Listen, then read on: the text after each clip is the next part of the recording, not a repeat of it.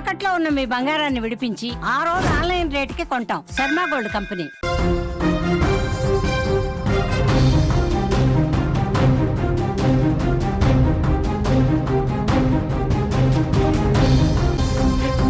Big breaking news చూస్తున్నాం.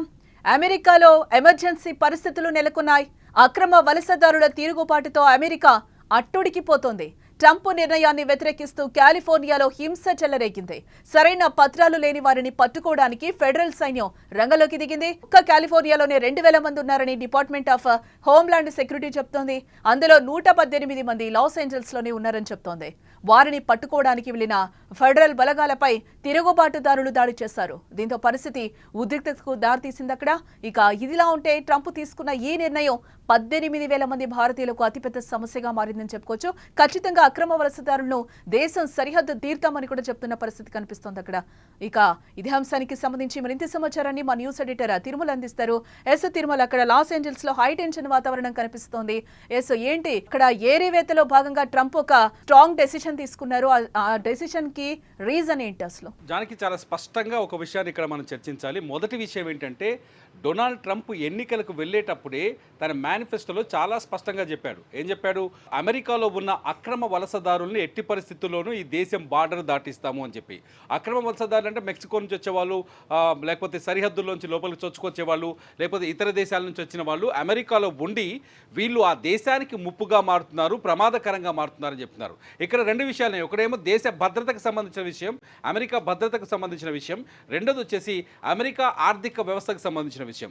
అమెరికాలో భద్రత విషయానికి వస్తే, క్రితం మనం చూసాం కొలరాడోలో ఒక వ్యక్తి బాటిల్ బాంబు తీసుకొచ్చి అక్కడున్న యూదుల పైన, కారు ఎక్కడానికి ప్రయత్నిస్తున్న యూదుల పైన బాంబు విసిరాడు. దీంతో అతని డీటెయిల్స్ ఏంటి, అసలు ఎక్కడి నుంచి వచ్చాడని చూస్తే ఏదైతే నిషేధిత దేశాలు ఉన్నాయో ఆ దేశాల నుంచి వచ్చిన వ్యక్తిగా అతన్ని గుర్తించారు. అంటే ఇటువంటి ఉగ్రవాద కార్యకలాపాలకి కారణం ఎక్కువగా ఈ అక్రమ వలసదారులే అనేది ముఖ్యమైన అంశంగా అమెరికా చూస్తుంది, ట్రంప్ చూస్తుంది.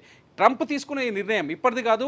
ట్రంప్ అధికారంలోకి వచ్చిన 3వ రోజే దాదాపు 500 మంది అక్రమ వలసదారుల్ని పట్టుకున్నారు. వాళ్ళని ఇంకా విచిత్రమని తెలుసా, మెక్సికో బార్డర్ దాటేసి వాళ్ళని హెలికాప్టర్లో సైన్యం ఎక్కించుకొని పోయి హెలికాప్టర్లో అమెరికా అవతల పడేసి వచ్చారు, డంప్ చేసి వచ్చారు.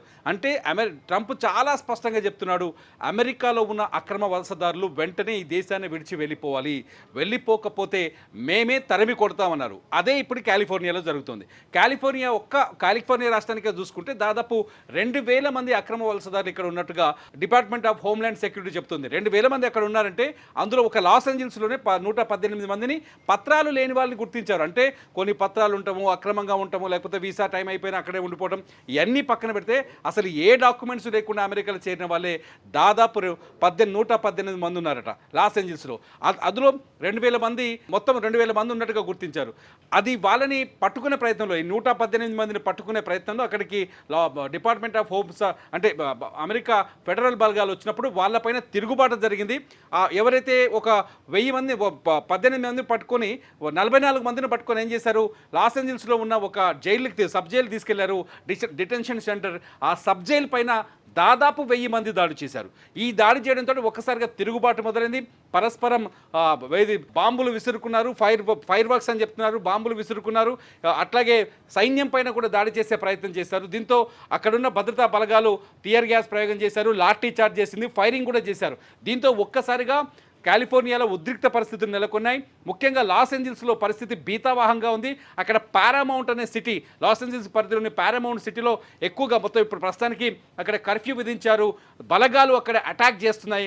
అక్కడ ఉన్న వాళ్ళని ఇవాళకి 2వ రోజు, ఇది ఒక రోజు కాదు, ఇది మొదలై 2 రోజులు అవుతుంది. 2 రోజులుగా అక్కడ ఉద్రిక్త పరిస్థితులు నెలకొన్నాయి. చాలా స్పష్టంగా అక్రమ వలసదారులు చెప్తున్నారు, ట్రంప్ అనేవాడు ఈ దేశాన్ని నాశనం చేస్తాడు, ట్రంప్ అమెరికన్లకి వ్యతిరేకం, అమెరికన్ విధానాలకు వ్యతిరేకం, మేము ఈ దేశ పౌరులమే, ఎందుకు వెళ్ళిపోమంటున్నారు, మాకు హక్కు ఉంది దేశంలోని వాళ్ళు ప్లకార్డులు ప్రదర్శిస్తున్నారు, నిరసనలు చేస్తున్నారు.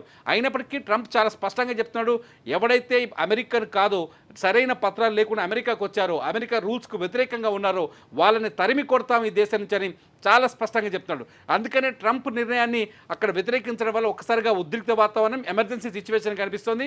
ట్రంప్ అయితే ఈ విషయంలో వెనక్కి తగ్గే అవకాశం అయితే కనిపించట్లేదు. జానికి ఒకసారి ఒక రకంగా చూడాలంటే ఒక లెక్క ప్రకారం భారతదేశం నుంచి కూడా దాదాపు 18,000 మంది అక్రమంగా, మనం డంకీ అని ఒక సినిమా చూసాం కదా షారుఖ్ ఖాన్ది, అలా అక్రమంగా దాదాపు 18,000 మంది అమెరికాలో చొరబడ్డారు, అమెరికాలో ఉన్నారు. ఆ భారతీయులకు కూడా ఇప్పుడు ట్రంప్ నిర్ణయం ప్రమాదకరంగా మారిందని చెప్పాలి. అక్కడికి వెళ్ళి ఏదో పని చేస్తూ, చిన్న చిన్న పనులు చేస్తూ, లేకపోతే సెక్యూరిటీ చిక్కకుండా తప్పించుకుంటూ దొంగతనంగా జీవించే వాళ్ళ సంఖ్య చాలా ఉంది. ఇండియా నుంచి 18,000 మంది ఉన్నట్టుగా చెప్తున్నారు. ఇది అధికారికంగా అమెరికా చెప్పిన లెక్క చాలా ఉంది. సో అమెరికాలో అక్రమంగా నివసించడానికి, అమెరికాలో అక్రమంగా ఉండడానికి ఎవరైనా ప్రయత్నిస్తారో వాళ్ళపైన ట్రంప్ ఖచ్చితంగా ఉక్కుపాదం మోపుతుందని చెప్పాలి. ఈ 2 రోజుల క్రితం కూడా ట్రంప్ ఒక కీలకమైన నిర్ణయం తీసుకున్నాడు.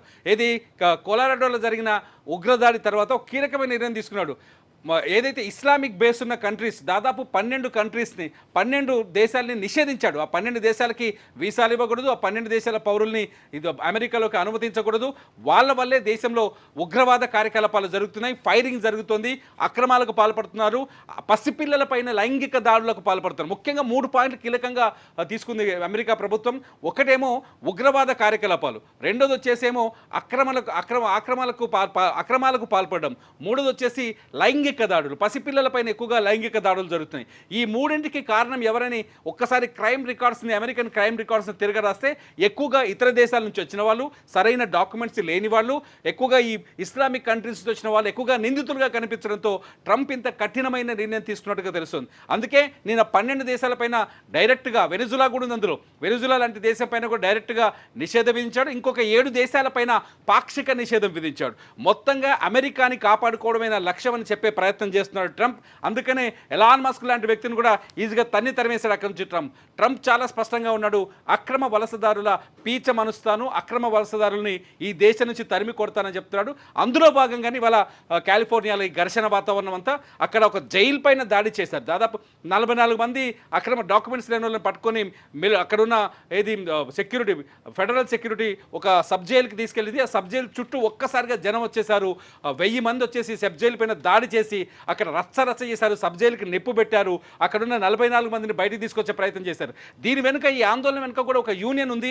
ఆ యూనియన్ నాయకుని కూడా ఇవాళ అరెస్ట్ చేశారు. నిజానికి ఆ యూనియన్ నాయకుని అరెస్ట్ చేయడం వల్ల ఇదంతా జరిగిందని తెలుస్తుంది. ఇంకా పూర్తి వివరాలు తెలియాల్సింది జానకి. మొత్తానికైతే అమెరికాలో ఎమర్జెన్సీ సిచ్యువేషన్ కనిపిస్తుంది, ముఖ్యంగా కాలిఫోర్నియా, లాస్ ఏంజల్స్, పారామౌంట్ ఏరియాలో. ఇక్కడ మొత్తంగా మనం చూడొచ్చు, లాస్ ఏంజల్స్లో గొడవకు చాలా కారణాలు అక్కడ కనిపిస్తున్నాయి మనకి. భారతీయులకు కూడా ఈ ప్రమాదం పొంచి ఉండేటట్లుగా తెలుస్తోంది. అక్కడ ఎవరైతే అక్రమ వలసదారులు ఉన్నారో వాళ్ళందరినీ కూడా రిటర్న్ పంపించే పరిస్థితి కనిపిస్తోంది. అక్కడ అయితే అట్టుడికి పోతుందని చెప్పుకోవచ్చు. ట్రంప్ నిర్ణయాన్ని కూడా వ్యతిరేకిస్తూ కూడా కాలిఫోర్నియాలో హింస చెలరేగినట్లుగా మనకైతే అక్కడ విజువల్స్లో కూడా క్లియర్గా కనిపిస్తున్న పరిస్థితి. ఫెడరల్ సైన్యం కూడా రంగంలోకి దిగింది. ఒక్క కాలిఫోర్నియాలోనే 2,000 మంది ఉన్నారని కూడా డిపార్ట్మెంట్ ఆఫ్ హోమ్లాండ్ సెక్యూరిటీ చెప్తున్న పరిస్థితి కనిపిస్తుంది. అందులో 118 మంది లాస్ ఏంజల్స్లోనే ఉన్నారని కూడా చెప్తుంది. వారిని పట్టుకోవడానికి వెళ్లిన ఫెడరల్ బలగాలపై తిరుగుబాటుదారులు కూడా దాడి చేశారు. దీంతో పరిస్థితి ఉద్రిక్తతకు దారితీసింది.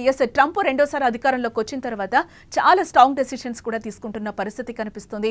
ఎప్పటికప్పుడు టారిఫ్ల గురించి కూడా ఆయన నిర్ణయాలు తీసుకున్న పరిస్థితి కనిపించింది. ఇప్పుడు రష్యా యుద్ధానికి సంబంధించి కూడా ఆయన ఒక డెసిషన్ తీసుకున్నారు. ఎప్పటికప్పుడు కూడా ఆయన రెండోసారి అధికారంలోకి వచ్చినాక ప్రతిరోజు కూడా ట్రంప్ వార్తల్లో నిలుస్తున్న పరిస్థితి మనకి కనిపిస్తూనే ఉంది. ఇదే నేపథ్యంలోనే అక్రమ వలసదారులనైతే మేము తరిమి కొడతామని ఆయన నిర్మోహమాటంగా చెప్తున్న పరిస్థితి అయితే మనకి కనిపిస్తుంది. ఇందులో భారతీయులు కూడా ఉన్నారు. భారతీయులకు ముప్పు పొంచి ఉందా అనేది కూడా మనం చూడాల్సిన అంశం.